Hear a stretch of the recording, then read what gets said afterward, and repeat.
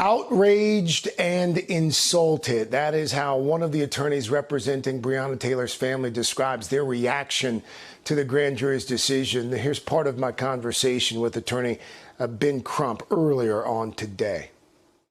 The wanton endangerment charge, it just doesn't make sense when you think about they had wanton endangerment for the white neighbor's apartment, the bullets going there, but not for the bullets going into Breonna Taylor's body. You talk about transparency. Breonna's family would love to see the grand jury transcript to see if there was any evidence presented for Breonna Taylor's perspective. I mean, nothing seems to say that Breonna mattered. I want to bring in David Henderson, a civil rights attorney and former prosecutor, and also with me, Eddie Glaude, the chair of the Center for African American Studies at Princeton University and an MSNBC contributor. Gentlemen, thanks for your time. David, let me start with you because we just heard Ben Crump there express the family's outrage at the grand jury results, called it a sham. David, what flaws are there in the grand jury system that you think affected this outcome? I think I've watched the movie A Few Good Men 50 different times, and there's a great line in that movie. There's a difference between paper law and trial law. When we discuss the law in settings like this, we tend to start with the law, and then based on what we read, we determine what actions we should take. And that's not how it works in a prosecutor's office.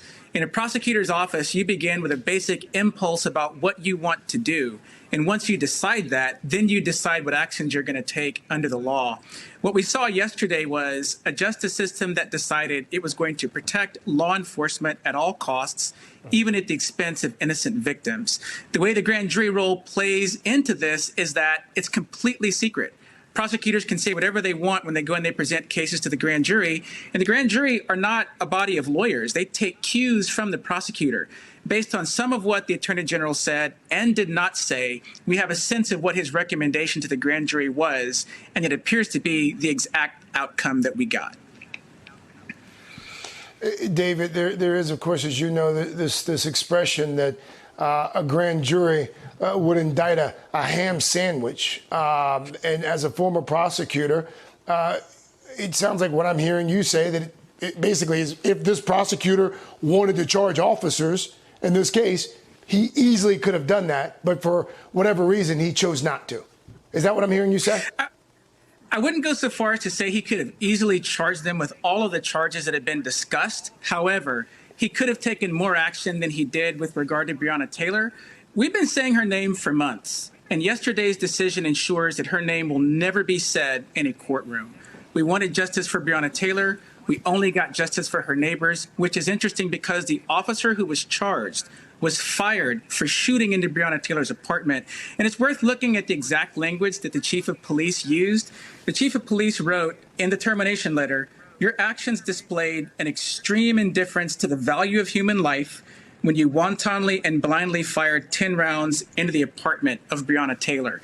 The charge is confusing because we use these legal words like wanton, but basically the officer is charged for firing his weapon in public so dangerously that he put people's lives at risk, and yet he wasn't charged with putting at risk the person who was actually killed. That's the what.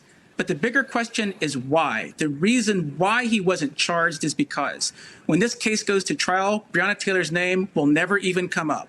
All the jury will know is that the officer fired his weapon in a way that put 3 people's lives at risk, and ultimately, none of those 3 people were harmed.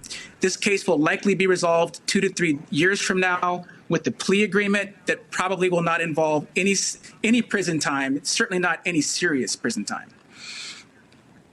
Eddie, David raises an interesting point because it would seem as if the officer was charged for the shots that he missed, not actually shooting and killing Breonna Taylor.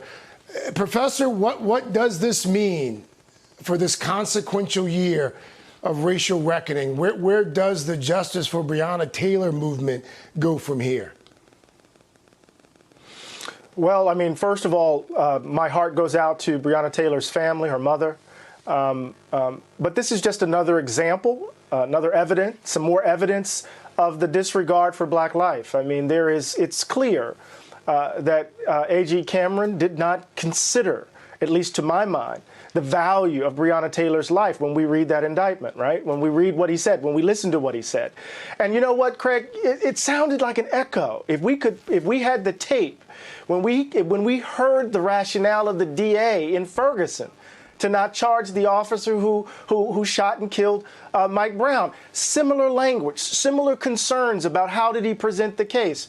And so this lets us know that we need to get the kind of prosecutors in these positions that will actually pursue justice. That's the first thing. We need to do what Color of Change is doing, elect progressive prosecutors. That's the first thing. We need to change the criminal justice system from bottom to top, or from top to bottom, as it were. But also, I think we need to just simply name it, Craig. I'm been reminded, as I've been trying to process this, I'm reminded of a line from James Baldwin's The Fire Next Time. The innocence is the crime, you know? The innocence is the crime. He says he accuses his country and his countrymen for what they are doing. They are destroying hundreds and thousands of lives, and they don't want to know it, or they ignore it, right? And so it's the innocence. Who gets to be innocent here? While we have to bury Breonna Taylor and her family has to grieve, and black families have to grieve over and over again as the country continues to turn its back on cops killing black people. Professor, racial justice, it's obviously a major issue this election cycle. Next Tuesday, Joe Biden and Donald Trump are going to face off in their first debate. We learned yesterday that one of the segments in that debate will be titled Race and Violence in Our Cities. What do you make of those two ideas being coupled? Well, it seems as if the organizers of the debate have capitulated to the frame. That is to say that whenever the discussion of race, comes to the fore, there's always the worry around violence or the concern about violence. It goes all the way back to Thomas Jefferson's notes on Virginia, right? State of Virginia in 1785, where he's concerned about, divine retribution over the problem of slavery, right? These particular folk always represent a threat to democracy, right? And I think it's important for Vice President Biden to attack that frame up front. Why are we yoking these two things together? To move from race and violence and law and order to a question, to an issue of safety and security, where all people, no matter their color, no matter their zip codes, want to feel safe and want to feel secure in their homes and their communities. David Henderson and Professor Eddie Glaude, thank you both, gentlemen. Thank you so much for your time. Hey there, I'm Chris Hayes from MSNBC. Thanks for watching MSNBC on YouTube. If you want to keep up to date with the videos we're putting out, you can click subscribe just below me or click over on this list to see lots of other great videos.